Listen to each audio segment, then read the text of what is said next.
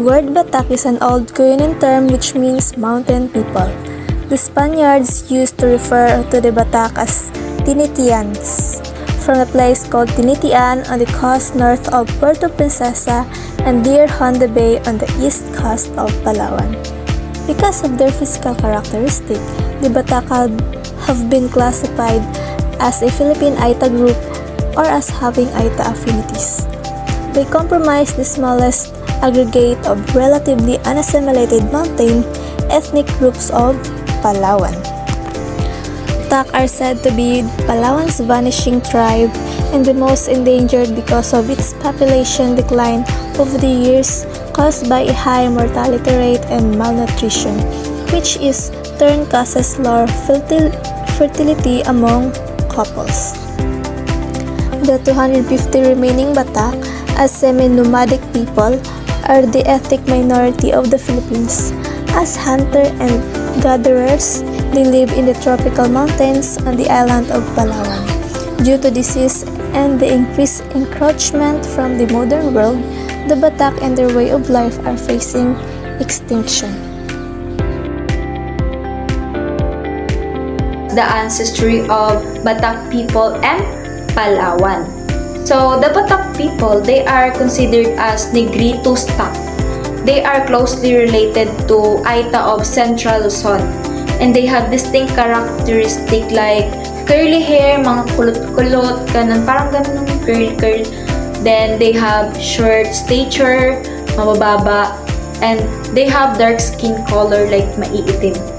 So, the Batak people, their ancestry can be traced back to the early inhabitants in the Philippines. And with some studies, they may have suggested that the Batak people, they are from Indonesian or Andama Island.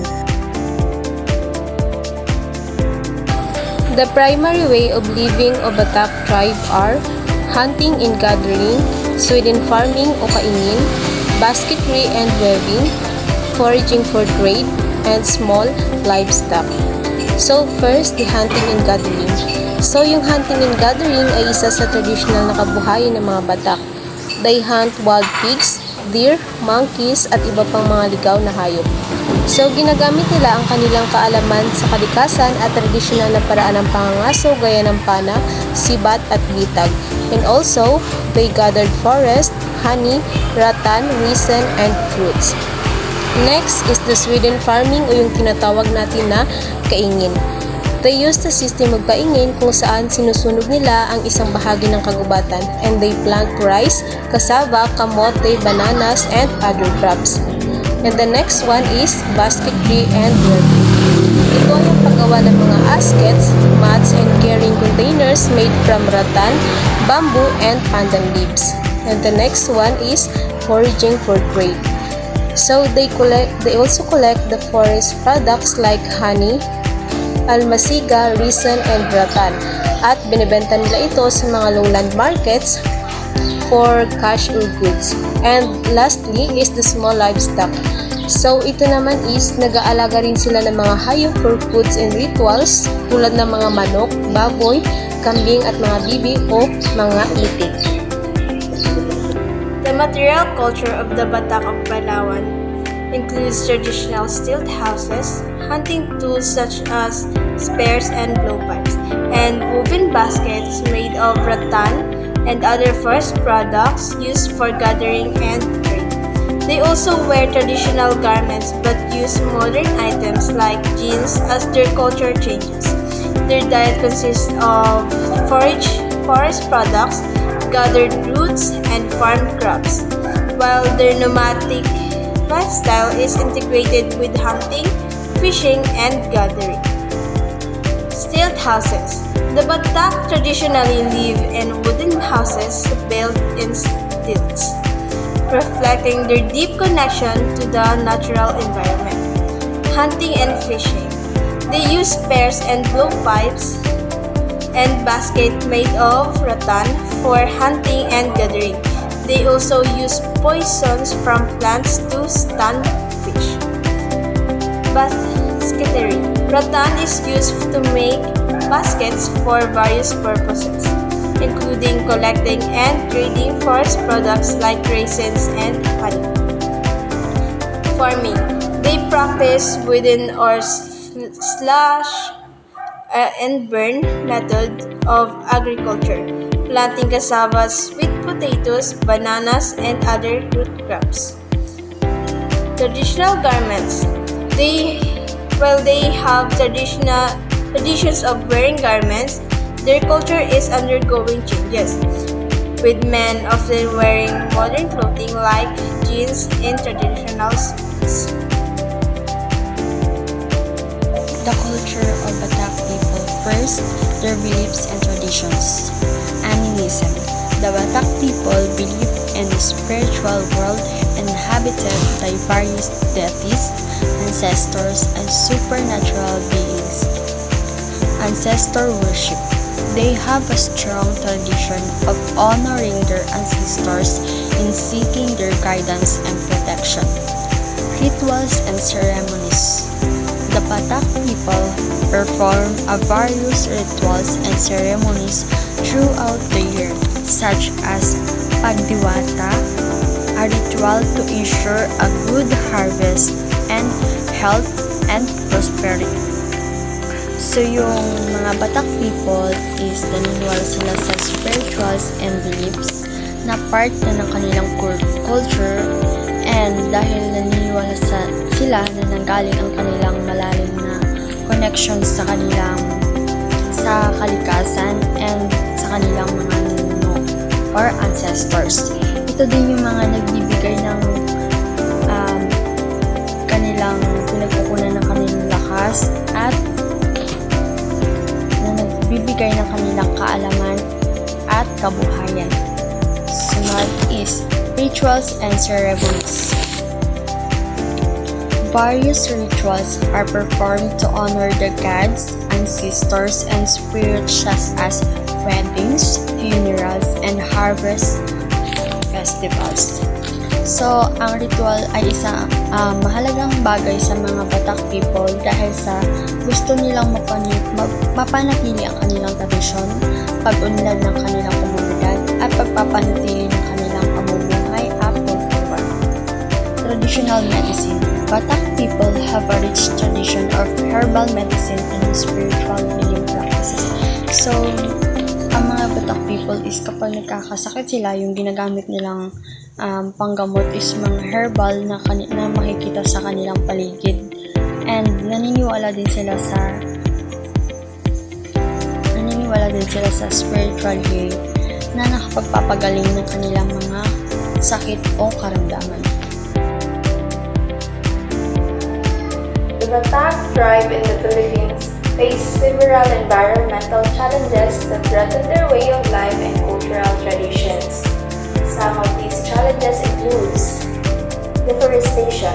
The Batak tribe traditionally rely on the forest for food, medicine, and materials for their homes. However, deforestation usually caused by mining, logging, and agriculture has led to the destruction of the forest Batak depend on. Pollution.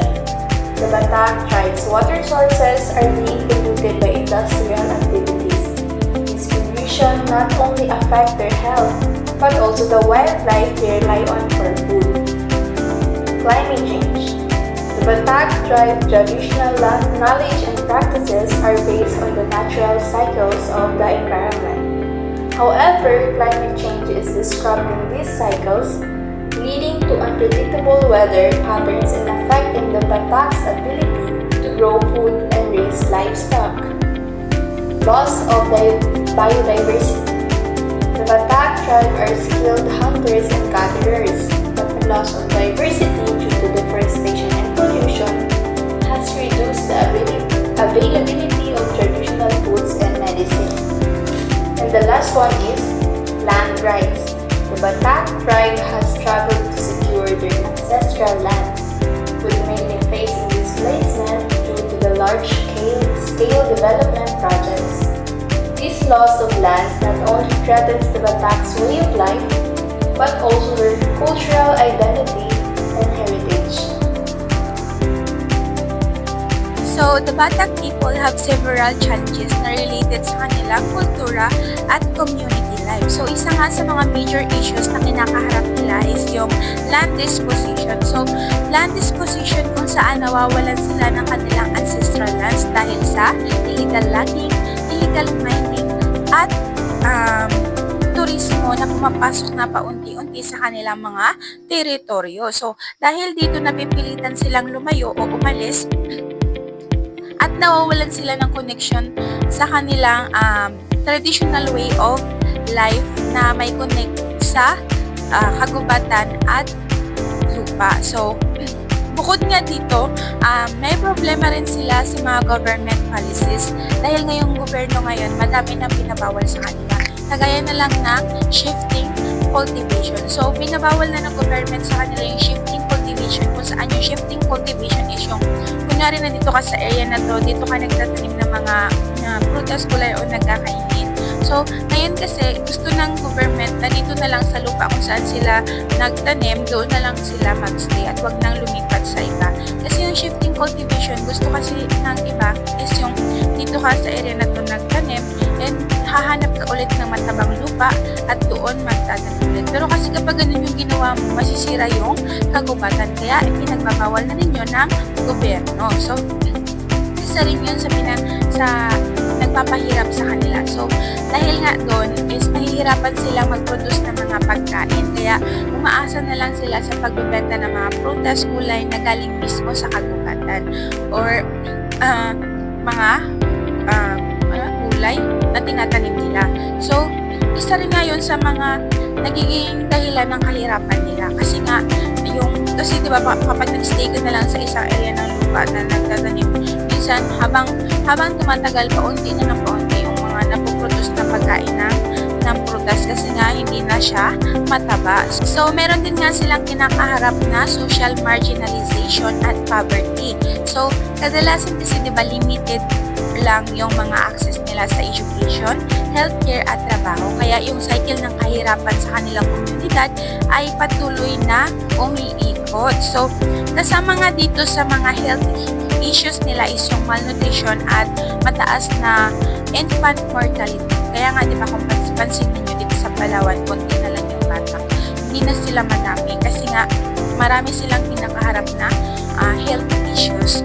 So, meron din nga silang problema na kinakaharap is yung pinakamalaki is yung cultural erosion. So, bakit nga ito yung pinakamalaki? So, yung mga kabataan kasi ngayon sa nila is unti-unti nang nawawalan ng interest sa kanilang mga traditional rituals and practices kung saan na mahalaga para sa kanilang identity at knowledge about the environment. So, minsan, ginagamit pa nila ang kultura para sa turismo na nagdudulot ng tensyon kung paano i-balance ang tradisyon at economic needs. So, dahil nga sa pag-unti ng population nila at dahil sa intermarriage sa ibang grupo, nanganganib din ang pagpapatuloy ng kanilang tradisyon at kultura. Yes. So, sa madaling salita, ang Batak ay gusto nilang mapanatili ang kanilang identity at kultura at yung traditional ways of living nila or life nila habang nakaharap sa mga hamon mula sa modern development policies at social changes. So, kaya yung mga Batak gusto pa rin nilang mas mapahaba or mapanatili yung traditional nila at kultura nila about sa kanilang grupo or indigenous people. Economic challenges of the Batak tribe. First, poverty and income instability. Ang mga Batak ay isang indigenous group who have long dependent on nature for their survival. Umaasa lamang po sila sa mga natural resources na kanila nakukuha sa ating kalikasan. For example po, ay pangungulikta nila ng dagda ng almasiga o mas common kung tawagin sa kanila ay magtik, pangunguhan ng honey or pulot and ratan. The Batak community continues to experience poverty and unstable income due to several ongoing issues. Kapag masama po ang panahon ay wala po silang kinikita. So it means wala po silang gagamiting pambili ng pangunahing pangangailangan, especially ng pagkain. And because because of illegal mining and logging ay sinisira ang ating kalikasan, which is dito kumukuha ito pinanggagalingan ng mga produkto ng mga Batak tribe. Next economic challenges naman po ay inadequate access to education. Many Batak children ang hindi nakakapag-aral because of first reason ay they are living in remote areas, so it means malayo po ito sa paaralan. Next ay financial, dahil kailangan nila pumunta sa school, kailangan bumili ng notebooks and lapis and etc. And the other reason naman ay they need to help their parents para maghanap buhay upang makahanap sila ng makakain sa araw-araw at para makahanap ng kanilang mga produktong pwedeng ibenta para maipabili sila ng mga pangunahing pangailangan, especially ay foods. For example po ay ang mga Batak dito sa Nanabo na nakatira sa Karamay. Kailangan pa po nilang maglakad ng mahabang oras o malayo dahil malayo po ito sa paaralan. They need to pass 23 rivers para lamang makarating sa elementary ng Karam. That because of these reasons ay nahihirapan sila makapaghanap ng maayos na trabaho dahil sa kulangan sa edukasyon. And the other reasons naman ay hindi mahilig makipag-socialize ang mga Batak dahil sila ay mahiyain. Next economic challenges naman po ay malnutrition. Ang pagbili ng mga nutritious food ay hindi afford ng mga Batak dahil masanay sila sa mga nakukuhang mga produkto lamang sa kalikasan. Living in remote areas also a reason that they have poor healthcare dahil wala po sila mga check-ups, wala mga vitamins na ininom dahil ang kanilang mga ininom lamang ay mga herbal herbs na galing lamang sa ating kalikasan. And kapag may mga sakit naman ay ang kanilang ginagawa ay traditional way ng mga Batak tribe. And also, wala po silang nakukunan ng malinis na iniinom na tubig dahil nga po nakatira sila sa remote areas, kumukuha lamang po sila ng kanyang iniinom na tubig sa mga batis or gumagawa lang po sila ng ibon. Kadalasan po ang dumaranas ng malnutrition ay mga matatanda at batang mga Batak. Next economic challenges naman po ay low the Bataks of their product like honey or pulot, almasiga or bagtik and latan. Po wala silang direct access sa market at nakatira sila sa remote areas ay hindi po sila agad-agad nakapunta ng pamilihan para makahanap ng buyer na mataas ang kuha ng presyo sa kanilang mga produkto. Why they don't know the market value of their products? Because of that reasons ay napipilitan na lang po ang mga Batak na ibenta ang kanilang mga paninda sa mababang presyo para lamang maubos ito dahil may mga buyer po na kumukuha sa kanila ng mababang presyo or nag-offer sa kanila ng mababang presyo para bilhin ang kanilang mga paninda. Batak ay mahirap po ito dahil malayo po ang kanilang pinanggalingan para lamang maibenta sila at may maibabili na pangunahing pangangailangan and mahirap po kunin ang mga produktong kanilang ibinibenta. Lastly, economic challenges po ay inadequate transport infrastructure. It is also a challenge for the Batak dahil wala pong maayos na daan dahil nakatira nga po sila sa liblib na lugar ay wala pong mga sasakyan na pumapasok roon. And kailangan po nilang maglakad na mahabang oras para lamang makarating sa bayan o sa dahil wala po silang sasakyan na ginagamit, napipilitan na lang po ang mga Batak na buhatin ang kanilang mga produkto. Tulad na lamang po dito ng mga Batak na nakatira sa Nanabo sa Karamay, ang kanilang ginagamit po na transportasyon ay karo at kalabaw. And ngunit mataas po ang presyo ng pamasahe dito. Umaabot daw po ito na 1,000 depende sa kanilang mga pangarga.